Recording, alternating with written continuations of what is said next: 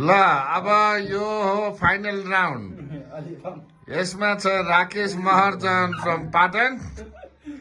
Buddhabir Gurung from Rasuwa अब round सुरु हुन गइरहेछ प्रतियोगिता जसले जित्छ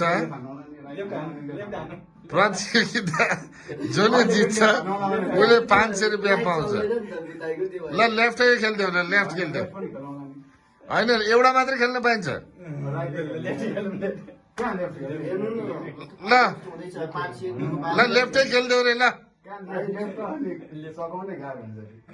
ओके ल फाइनल राउन्ड 500 रुपियाँको खेल हो यो ल सुरु गर्नुहोस् गो